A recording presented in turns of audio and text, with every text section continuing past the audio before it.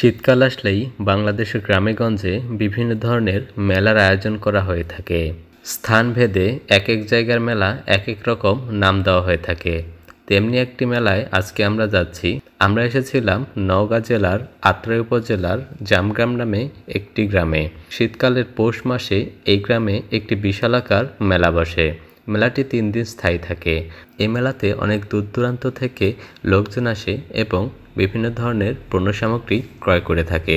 দেখতে পাচ্ছেন অনেক সুন্দর সুন্দর কিছু শোপিস এবং ঘর সাজানোর জন্য প্রয়োজনীয় কিছু সামগ্রী এখানে দেখা যাচ্ছে।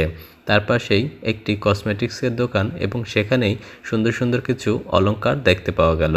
এই মেলার চারিদিকে ঘোরার পরে যা যা পাওয়া যায় সব কিছুই আমি আপনাদের সামনে তুলে ধরার চেষ্টা করব। আশা করি আপনারা এই ভিডিওটি উপভোগ করবেন। এখানে দেখা যাচ্ছে গ্রাম বাংলার ঐতিহ্যবাহী সেই বাঁশের বাঁশি মেলায় উঠেছে। তার পাশেই বিভিন্ন ধরনের চশমার দোকানও দেখতে পাওয়া গেল। এর পাশেই চুড়ির দোকান দেখতে পাওয়া যাচ্ছে। চুড়িগুলো নিয়ে বসেছেন গ্রামের মহিলারা এবং তারা মাটির ওপর বসেই চুড়িগুলো বিক্রি করছেন। রং বেরঙের চুড়িগুলো দেখে আমার অনেক ভালো লেগেছিল।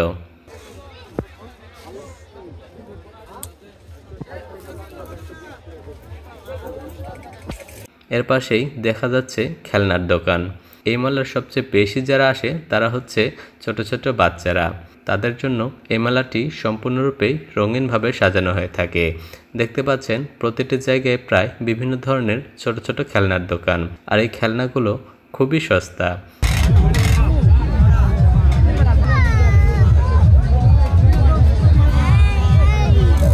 দেখতে পাচ্ছেন এখানে কাঠের তৈরি বিভিন্ন ধরনের গাড়ি তৈরি করে রাখা হয়েছে এবং এখানে কাঠের তৈরি ট্রাক তৈরি করা হয়েছে।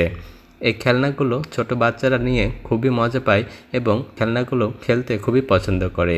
তার পাশে দেখা যাচ্ছে আরও ছোট ছোট থালা বাটি হাঁড়ি পাতিল সবকিছুই ছোট বাচ্চারা এগুলো কিনে থাকে। এর পাশেই ছোট বাচ্চাদের জন্য আরও একটি জায়গা আছে, সেখানে বেশ কিছু রাইড চলমান আছে। যদিও আমরা মেলার প্রথম দিনে এসেছিলাম, তার কারণে এখনও মেলার জাঁকজমকতা এতটা পূর্ণতা পায়নি।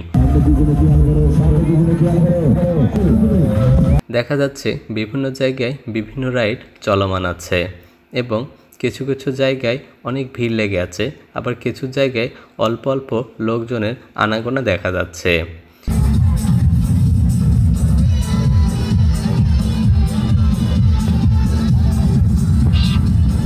দেখতে পাচ্ছেন এখানে ছোট বাচ্চারা খুব মজা করছে।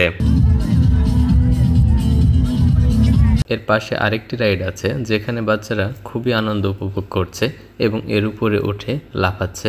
এছাড়াও এর নিচে বেশ কিছু ছোট ছোট রাইড আছে যেগুলো খুবই মজার।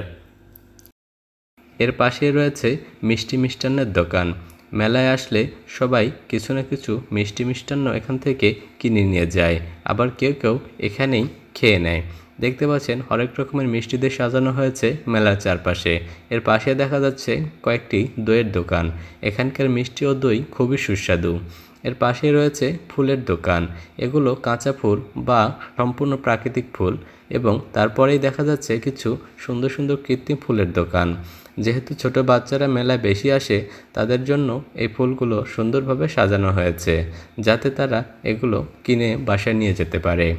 বিভিন্ন জায়গায় বিভিন্ন রকম ফুলের দোকান দেখলেও এখানে এসে ফুলগুলো দেখে আমার চোখ জুড়িয়ে গিয়েছিল। পাশাপাশি কিছু কিছু জায়গায় শীতের পোশাকও পাওয়া যায়। সুপ্রিয় দর্শক, এই মেলার খবর পেয়েছিলাম আমি একটু দেরিতে, তার কারণে কোনো প্রস্তুতি ছাড়াই হঠাৎ করে চলে আসা হয়েছিল। আস্তে আস্তে আমাদের একটু সন্ধ্যা লেগে গিয়েছিল, তার কারণে সম্পূর্ণরূপে আমি আপনাদের সামনে মেলাটি উপস্থাপন করতে পারলাম না। তারপর যতটুকু পেরেছি আপনাদেরকে মেলার সার্বিক পরিস্থিতি আপনাদের সামনে তুলে ধরার চেষ্টা করেছি। সামনে আরও বেশ কিছু ভিডিও আসতে চলেছে, দেখার আমন্ত্রণ জানাচ্ছি।